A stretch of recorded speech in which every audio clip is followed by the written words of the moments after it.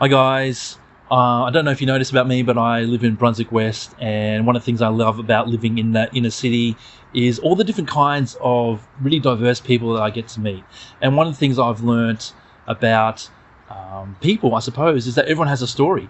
And the way I try to live my life is, you know what? I want to know what that person's story is. I mean, if they want to share it with me, I want to be curious about it. I want to get to know their story, because I have a firm conviction that no matter who we are, no matter how much money we have or don't have, or what we look like, the color of our skin, whatever, everyone has a story, and all of our stories are important.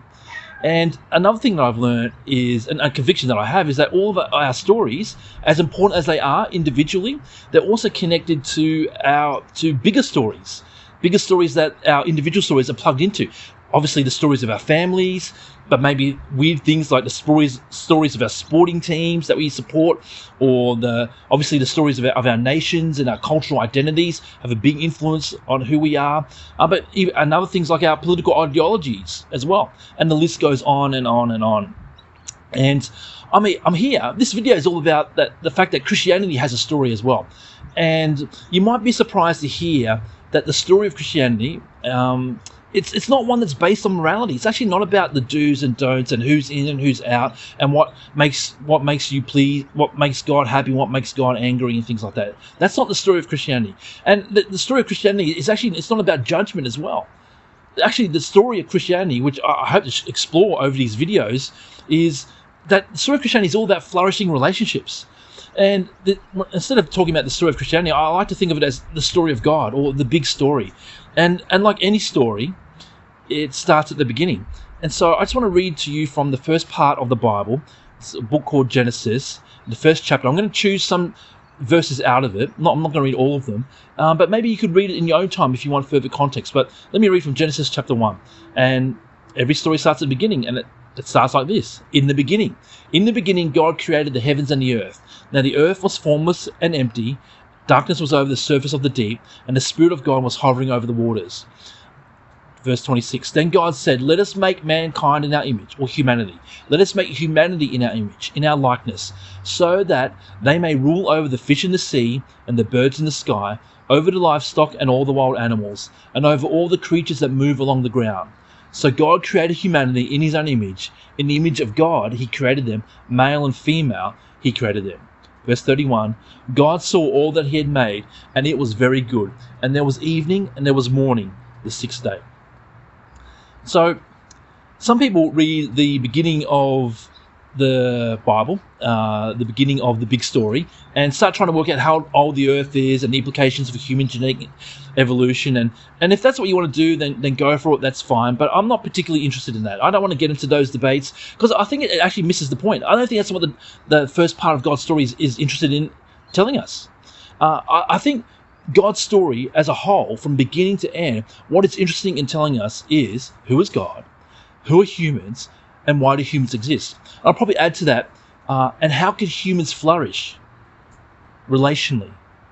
And so, for me, when I read the first part of the Bible, Genesis chapter 1, when I read the first part of God's story, the big story, there are three main points that stand out to me. And I want to explore that first point today. But the three main points that I want to look at eventually is that God is creator, which we'll explore more today. God is creator, point 1. Point 2, humans are made in the image of God.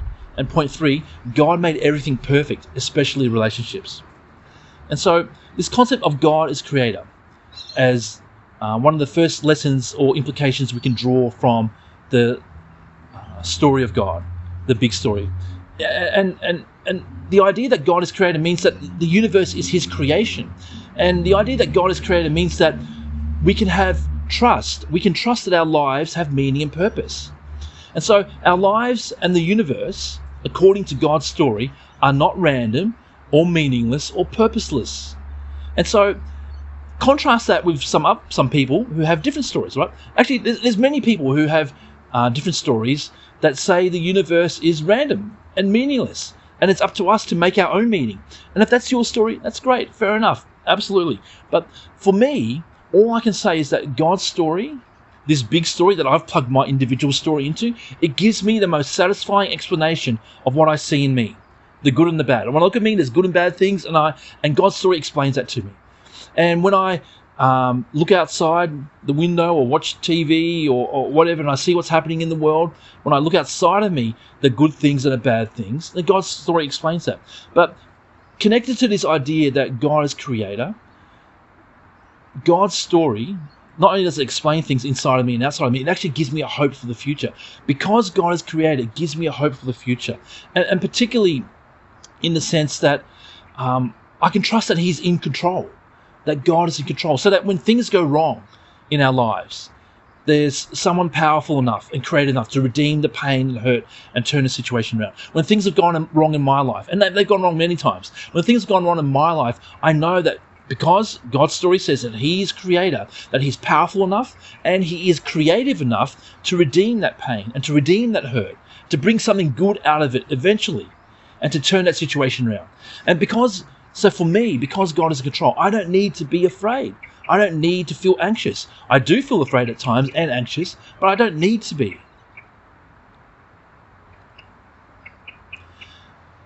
Another implication of the idea that God is creator and creative is that diversity is from Him. Diversity is from Him. According to God's story, He loves diversity. He loves the differences in our cultures, the differences in our language. He loves the differences in our skin color, the differences in our natural abilities, the differences in the work that we do, the differences in our creative expressions, the differences in the kind of food that we love. There's, I think so often that humanity has used differences to divide, but that runs so contrary to God's nature because He is creative and creator. And for God, and according to God's story, differences in culture and personality, they're things to be celebrated and enjoyed. And I think finally an implication that I can see, maybe you see other implications, finally an implication that I can see that God being creator is that we are also creative. Whenever I meet new people, I like to ask them what their creative outlet is. And it can be a classic example of, music or singing or painting and things like that, or poetry. Or it could be things that I've never heard before. And when I hear what their creative outlet is, I get curious about it. Particularly, I get curious about how it makes them feel. How does it make you feel to express yourself that way? What feelings do you have when you're in the zone painting, or in the zone out in the garden, or working on some crafts, or whatever? And when I talk to them, I sometimes share that, I personally think, according to the story I've plugged my life into, I sometimes think that when we're being creative, we're closer to God. We're closer to God, and we more clearly image what God is like, who God is like, because God is also creative. In fact, our creativity is derived from His creativity. And so that's what I get from the first part of God's story, particularly the idea that God is creator. And I want to just ask you some questions, and maybe you can have a discussion about this in the group that you're watching this with now. And so let me ask this first set of questions. If this big story is true, the big story, God's story, if it's true, how does it make you feel that there is a creator? What feelings do you have? How does it make you feel that there's a creator who potentially gives bigger meaning and purpose to the meaning and purpose that you already have? Does the claim that God is creator make sense of anything that you felt? Maybe at different points in your life you felt something, and now I'm pointing out that in God's story it says that He's creator. Maybe that makes sense of something that you felt in your life. I'm not sure. Next set of questions. Some people think, and I get why they think this, but let's discuss it.